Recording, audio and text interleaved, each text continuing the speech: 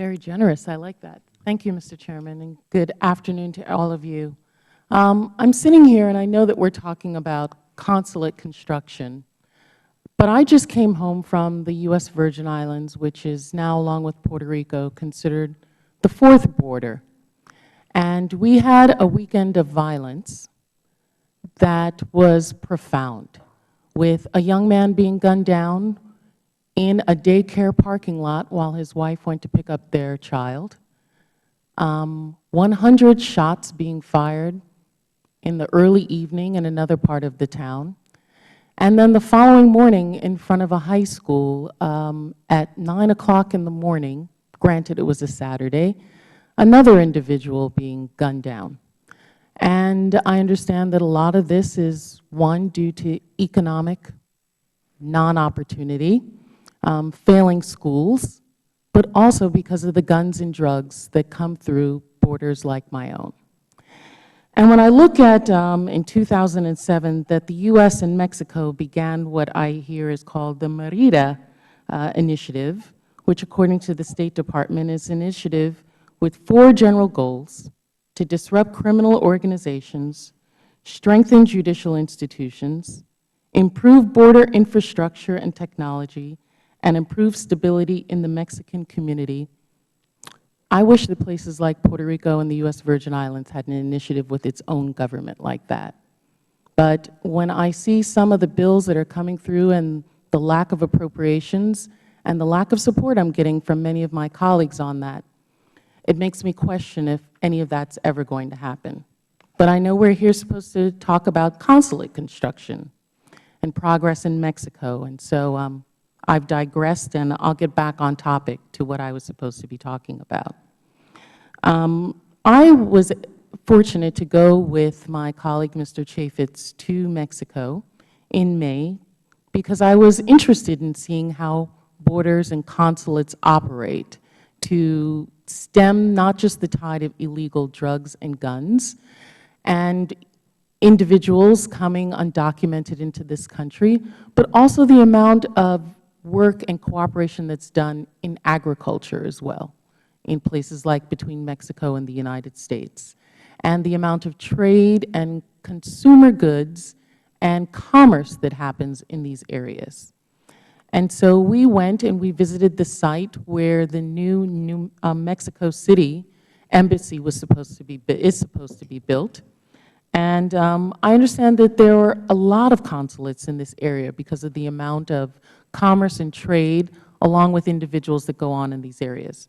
So I wanted to ask, and I think, Mr. Moser, you would be the appropriate person, the 3 consulates in dangerous areas near the border, Tijuana, Juarez, Monterrey, they've all recently been completed in 2008, 2011, and 2014, respectively. Is that correct? Yes, that's Ciudad Juarez, Tijuana, and Monterrey. Okay. And all of these 3 consulates meet security standards? Ma'am, I cannot build a building without Mr. Starr's explicit approval. So, Mr. Starr, did they meet your approval? Yes, they do. Okay. And there's another consulate that's currently under construction that's estimated to be completed in 2017. Mr. Starr, is that correct? Is that accurate? Yes. Yes.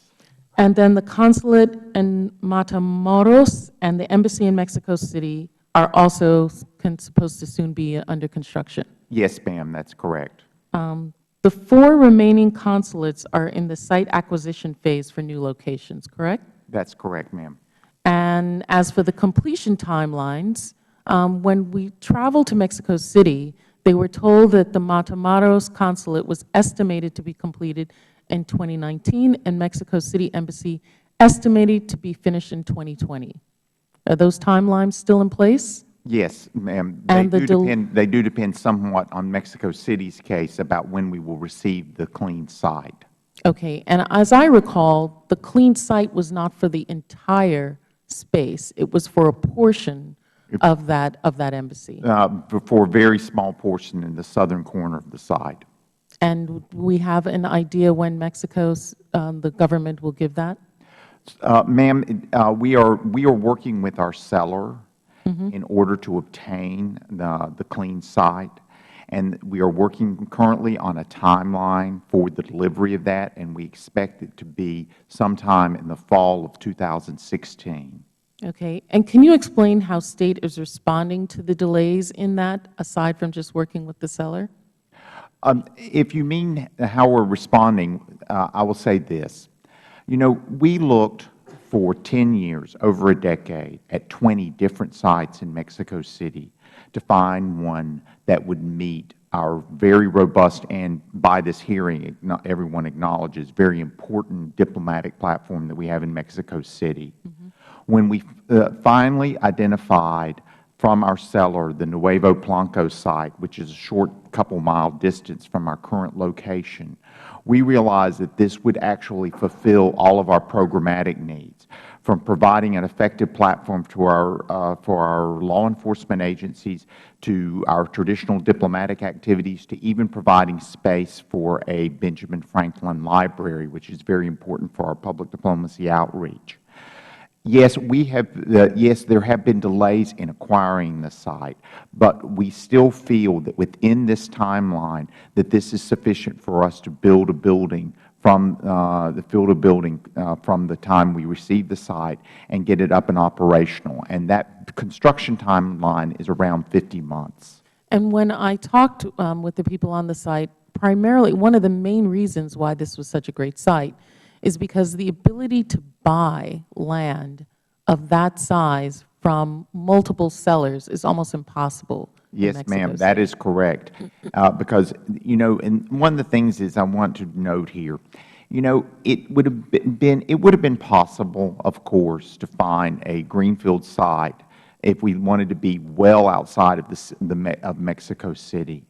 But to the extent that we need to engage with our colleagues in the Mexican government and in businesses, we need to be in an urban location that really mirrors our present diplomatic platform. Okay. Thank you so much. I've exhausted my gracious and generous time. And thank you, Mr. Chair, for your generosity.